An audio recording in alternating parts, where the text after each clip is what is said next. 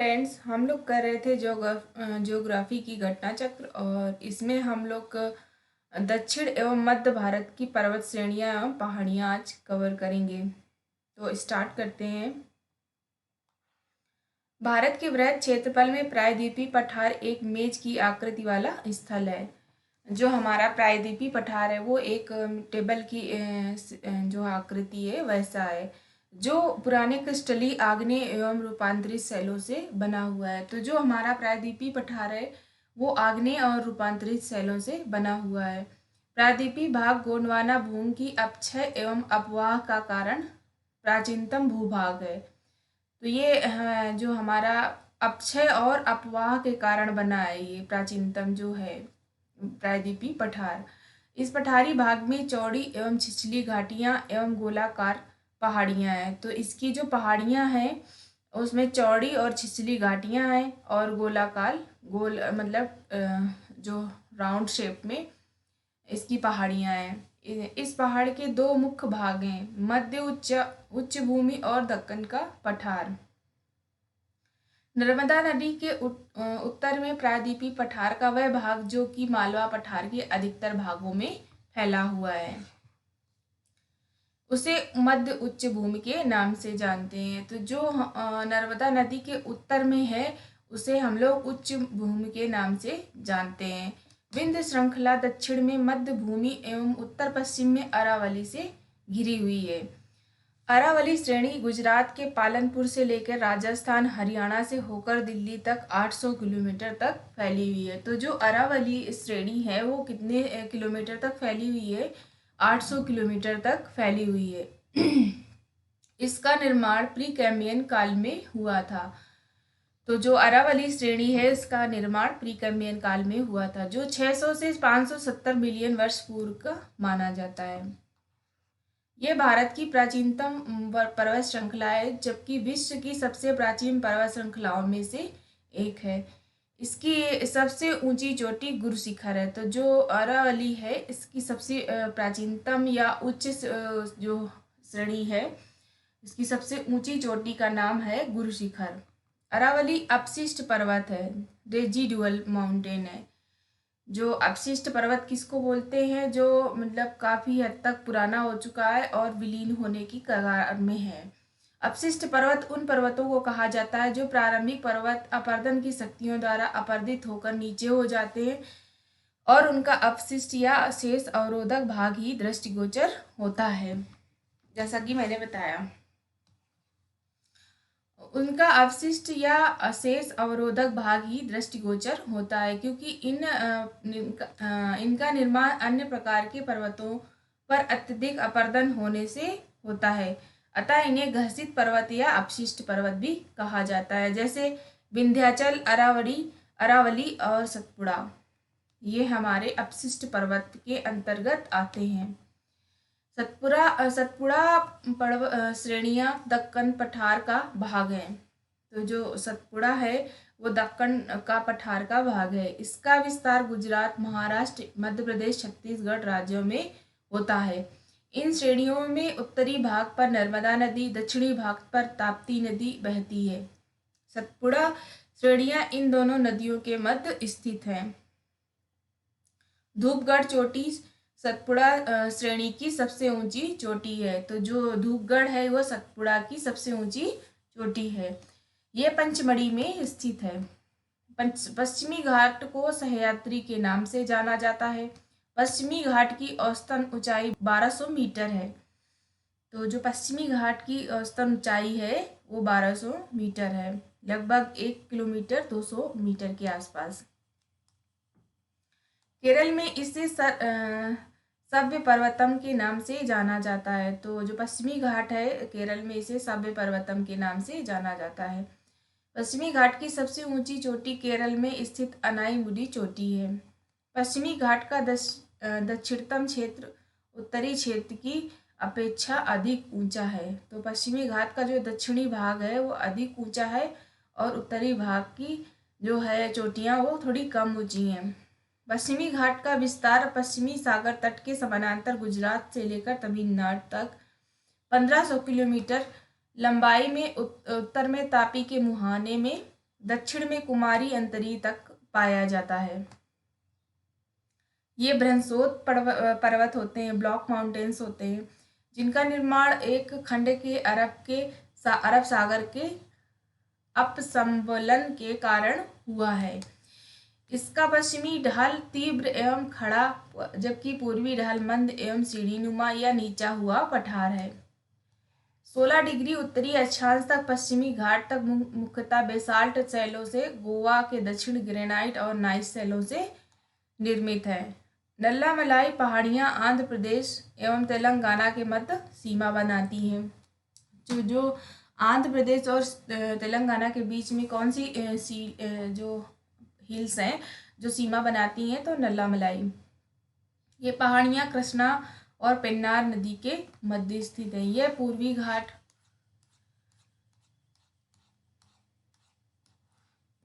की पहाड़ियों में पूर्वी तटीय के मैदान के समानांतर महानदी से नीलगिरी की पहाड़ियों तक मध्य विस्तृत है। जावादी पहाड़ियाँ तमिलनाडु राज्य में स्थित हैं। तो जावादी की पहाड़ियाँ कहाँ पर है, तो ये है तमिलनाडु राज्य में स्थित है। पहाड़ियों की रानी के नाम से विख्यात नीलगिरी पहाड़ियाँ पूर्वी घाट एवं पश्चिमी घाट के सम्मिलन स्थल पर अवस्थित हैं। दोड्डा बेट्टा नीलगिरी पहाड़ी की सर्वोच्च ऊंची चोटी है। तो जो दोड्डा बेट्टा है वो नीलगिरी की सर्वोच्च चोटी है। दक्षिण भारत की प्रसिद्ध टोडा जनजाति यहीं पर निवास करती है। अन्नामलाई पहाड़ियाँ केरल एवं तमिलनाडु राज्य की सीमा पर स्थित हैं। तो जो अन्नामलाई है वो केरल और तमिलनाडु के सीमा पर स्थित हैं। इनकी सर्वोच्च चोटी अनाईमुडी है। नीलगिरी पर्वत तमिलनाडु, केरल एवं कर्नाटक राज्यों में विस्तृत है। ये एक पर्वत ग्रंथि है। कार्डमम पहाड़ियाँ दक्षिण भारत में दक्षिण पश्चिमी घाट के केरल के दक्षिणी पूर्वी हिस्से से तमिलनाडु के दक्षिण पश्चिमी हिस्से में अवस्थित है। इन पहाड़ियों पर इलायची की खेती व्यापक पैमाने पर की जाती है। शिवराय की पहाड़ियाँ तमिलनाडु के सलेम के पास स्थित हैं। ये पहाड़ियाँ पूर्वी घाट का हिस्सा हैं। तमिलनाडु का प्रसिद्ध हिल स्टेशन यारकाड इन्हीं पहाड़ियों पर पाया जाता है। महादेव पहाड़ियाँ सतपुड़ा पर्वत पर स्थित हैं, जो मध्य प्रदेश राज्य में है। कैमूर पहाड़ियाँ मध्य प्रदेश से बिहार के सासाराम तक विस्तृत हैं। जो कैमूर की पहाड़ियाँ हैं वो एमपी से बिहार तक फैली हुई हैं। गडजात की पहाड़ियाँ ओडिशा राज्य में स्थित हैं, जहाँ पर गोंड जनजाति निवास करती है। अजंता श्रेणी की विस्तार केवल महाराष्ट्र में ही स्थित है। रामगिरी की पहाड़ियाँ तेलंगाना में, और यह पूर्वी घाट या महेंद्र पर्वत का हिस्सा हैं। तो ये जो रामगिरी की पहाड़ियाँ हैं ये पूर्वी घाट में स्थित हैं। मैकाल श्रेणी सतपुड़ा श्रेणी की पूर्वी भाग है। ये मध्य प्रदेश एवं छत्तीसगढ़ राज्य में स्थित है। तो इस पे बेस्ड जो MCQs हैं उनको अब हम लोग कवर करते हैं। निम्नलिखित में सबसे प्राचीनतम पर्वत श्रृंखला कौन से है, तो सबसे प्राचीनतम कौन है, अरावली। तो इसका आंसर हो जाएगा बी। नेक्स्ट क्वेश्चन है, भारत के निम्नलिखित पर्वत प्रणालियों में कौन सबसे पुरानी है, तो सबसे पुरानी कौन सी हो जाएगी, अरावली। तो इसका आंसर हो जाएगा ए। नेक्स्ट क्वेश्चन है, अधोलिखित में कौन सी पर्वत श्रृंखला भारत में प्राचीनतम है, तो अरावली। इसका भी आंसर हो जाएगा बी। नेक्स्ट क्वेश्चन है, अरावली श्रेणियां किस राज्य में स्थित हैं, तो अरावली राजस्थान, हिमाचल, ओडिशा, आंध्र प्रदेश। तो ये राजस्थान में स्थित है। इसका आंसर हो जाएगा ए।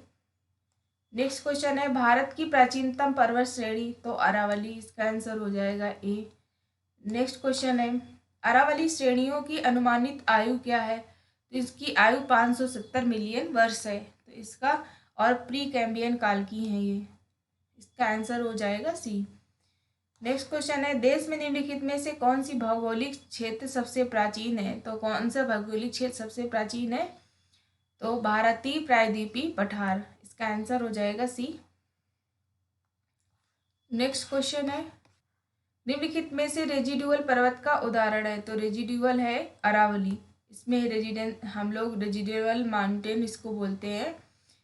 इसमें दिल्ली राजस्थान स्थित है।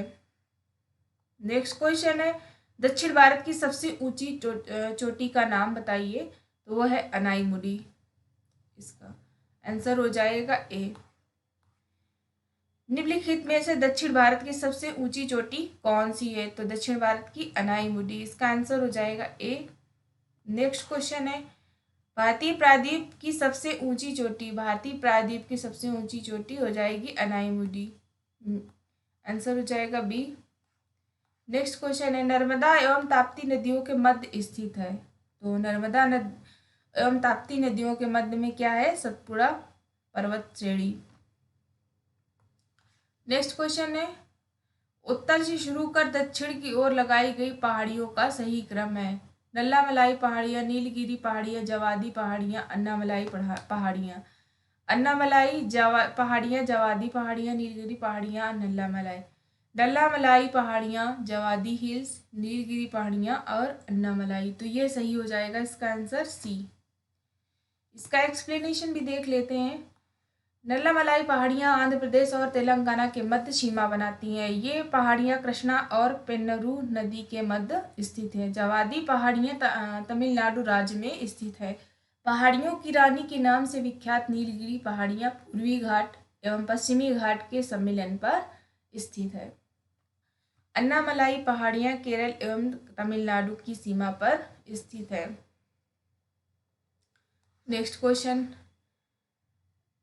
उपरोक्त उच्चावच आकृतियों का पश्चिम से पूर्व की ओर क्रम लगाना है, तो पश्चिम से पूर्व की ओर क्रम लगाना है। तो इसमें महादेव पर्वत और मैकाल पर्वत, छोटा नागपुर का पठार और खासी हिल। तो खासी हिल मेघालय में पड़ेगी, तो 4 लास्ट में आ जाएगा। और इसके पहले छोटा नागपुर का पठार। तो इसका आंसर हो जाएगा ए 1 2 3 4। निम्नलिखित में किस पहाड़ी पर पूर्वी घाट पश्चिमी घाट से मिलता है, तो किस पे पूर्वी घाट और पश्चिमी घाट मिलता है, तो इसका आंसर हो जाएगा सी, नीलगिरी की पहाड़ियों पर। नेक्स्ट क्वेश्चन है, दोदा बेटा चोटी अवस्थित है, तो कहाँ पे अवस्थित है, नीलगिरी की पहाड़ियों पर। तो इसका आंसर हो जाएगा बी। नेक्स्ट क्वेश्चन है, जहाँ पर पूर्वी घाट और पश्चिमी घाट मिलते हैं, तो वो है नीलगिरी। इसका आंसर हो जाएगा सी। नेक्स्ट क्वेश्चन है, निम्नलिखित में से कौन एक केरल कर्नाटक तमिलनाडु राज्यों के मिलन पर स्थित है, तो नीलगिरी। इसका आंसर हो जाएगा डी। नेक्स्ट क्वेश्चन है, नीलगिरी पर्वतमाला जिस राज्य पर स्थित है, तो वह है तमिलनाडु। इसका आंसर हो जाएगा ए। नेक्स्ट क्वेश्चन है, भारतीय समुद्र शास्त्रियों ने अरब सागर के तल पर बंबई से पश्चिम दक्षिण पश्चिम में लगभग 455 किलोमीटर दूर एक नए 1505 मीटर ऊंचे पर्वत की खोज की है। इस पर्वत का नाम रखा गया है, तो इस पर्वत का नाम रमन सागर पर्वत रखा गया है। तो इसका आंसर हो जाएगा बी।